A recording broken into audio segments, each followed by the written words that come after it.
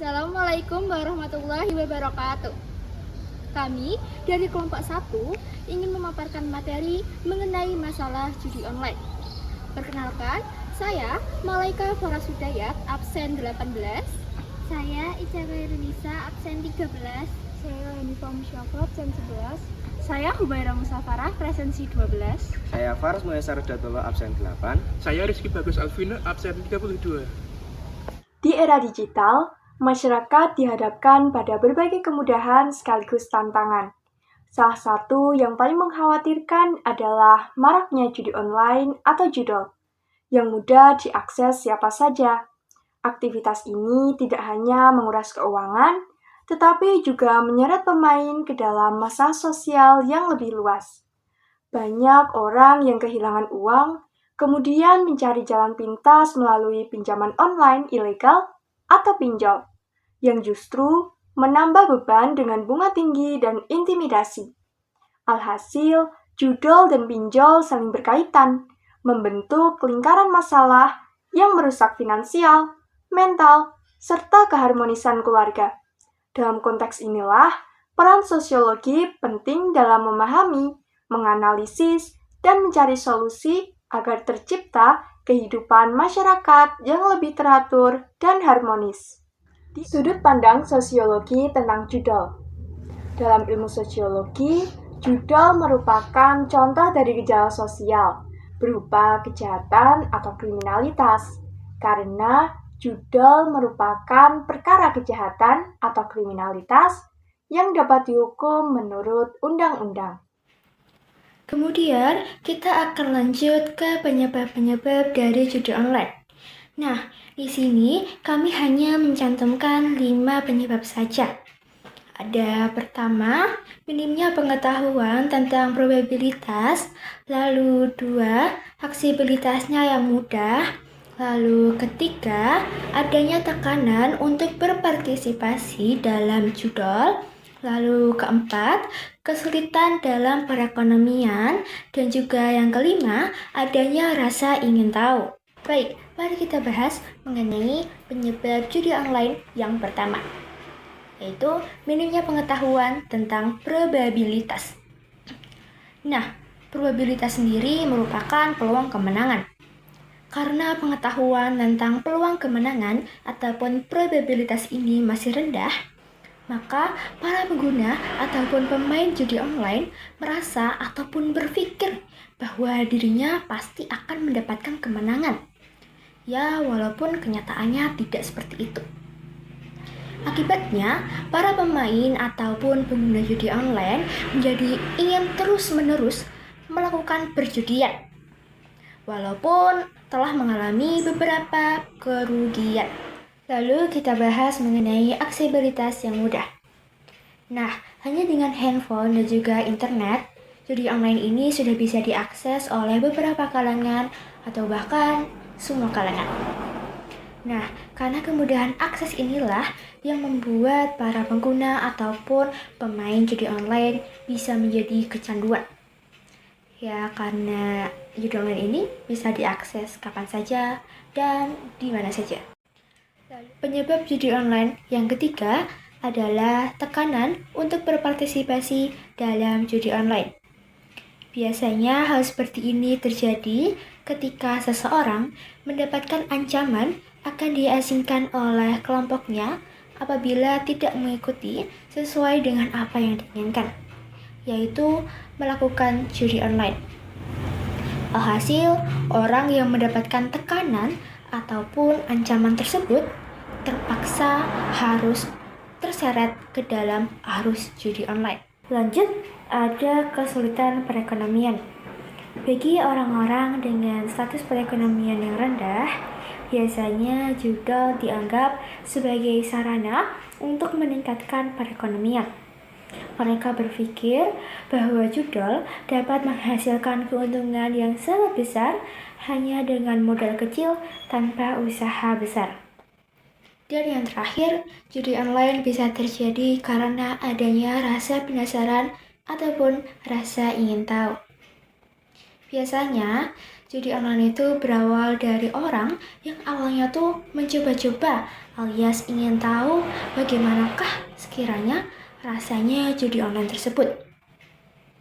Namun, setelah orang tersebut melakukan judi online dan berhasil mendapatkan kemenangan kecil ataupun kadang hampir saja menang, orang tersebut mencoba lagi berkali-kali, terus-terusan, dan akhirnya menjadi kecanduan. Dari situlah kebiasaan judul bisa terbentuk. Halo, saya Muya ingin menjelaskan poin tentang dampak judul bagi masyarakat di Indonesia. Yang pertama, kehilangan banyak uang. Hal ini adalah dampak utama ataupun dampak yang paling jelas yang dapat dirasakan baik hampir seluruh pemain judul di Indonesia. Kehilangan uang. Hal ini karena judul adalah sebuah permainan untuk mempertaruhkan sebuah barang berharga, bahkan sampai uang. Lalu yang kedua, munculnya tekanan psikologis. Munculnya rasa ingin balas dendam dan rasa nanggung. Hal ini yang dimaksudkan bagi kita memainkan judul. Kita udah kalah banyak nih. Pasti di diri kita tuh kayak ada rasa nanggung nih, bentar lagi nih pasti kita bakal menang nih habis ini. Dan ya hal itu akan terulang-ulang lagi, kita akan kalah. Dan ketika kita udah kalah, kita maksa nih, wah ini kok nggak dikasih menang. Nah maka dan disinilah muncul rasa ingin balas dendam. Dia bagaimanapun caranya agar bisa main dan terus dan ingin membalaskan kekalahan yang telah diberikan oleh sistem. Nah, hal yang sudah saya sebutkan tadi itu akan merujuk kepada poin ketiga, yaitu terjerat pinjaman ilegal atau pinjol. Nah, karena tadi munculnya ketergantungan untuk adanya rasa ingin balas dendam, maka si pemainnya ini akan gimana pun caranya dia bisa main lagi walaupun uangnya dia itu udah habis sebenarnya. Uang pinjam, uang tabungan dan uang lain itu udah benar-benar habis. Tapi dia karena ada rasa ingin membalaskan dendam atas kekalahan yang diberikan oleh sistem, maka dia menghalalkan segala cara.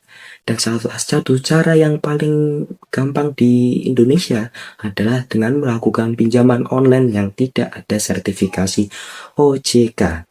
Lalu yang keempat, gangguan dalam keluarga, hubungan retak atau bahkan sampai perceraian. Hal ini dapat terjadi karena ya itu tadi. Contoh aja nih, misal di keluarga kita ada yang melakukan judol atau bahkan sampai pinjol. Ya pasti kita udah gak percaya dong sama keluarga kita tersebut.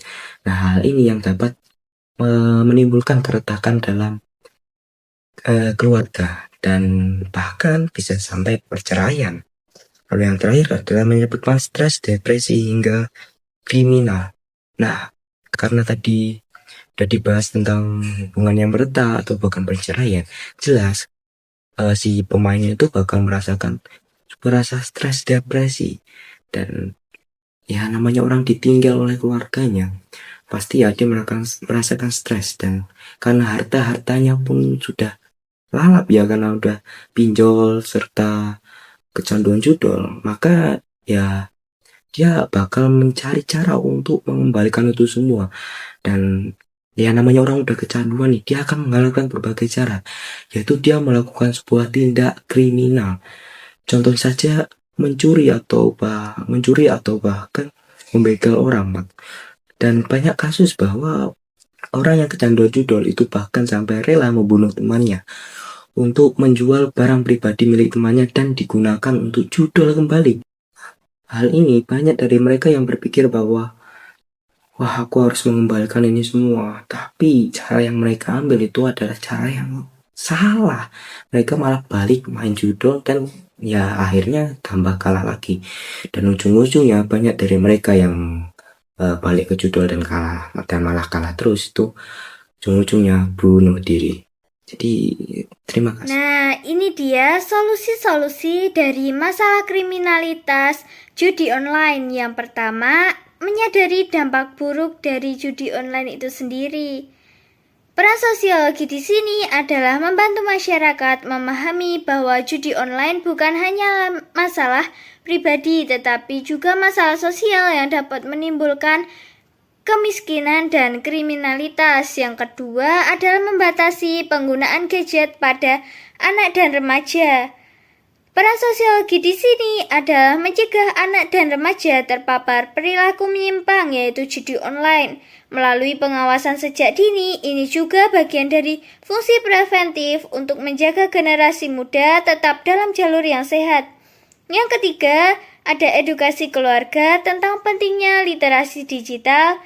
Peran sosiologi di sini adalah memperkuat keluarga sebagai institusi sosial yang menanamkan kesadaran moral dan melindungi anggotanya dari pengaruh negatif judi online. Yang keempat, melaporkan situs judi ilegal kepada pihak yang berwenang. Peran sosiologi di sini adalah menjelaskan bagaimana struktur sosial bekerja menjaga keteraturan masyarakat, ikut serta menegakkan norma dengan berpartisipasi melaporkan pelanggaran.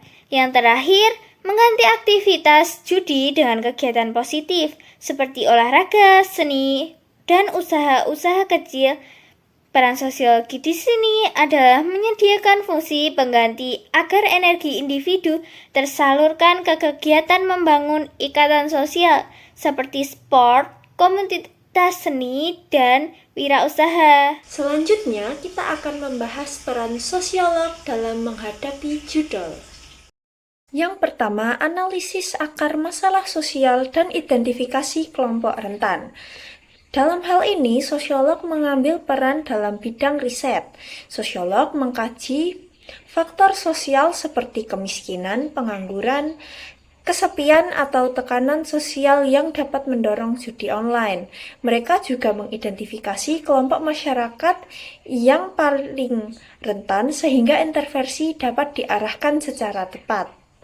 Yang kedua, penyedia data dan perancang solusi tepat sasaran. Sosiolog memberikan data empiris dan hasil penelitian sebagai dasar pembuatan kebijakan, bukan sekadar opini.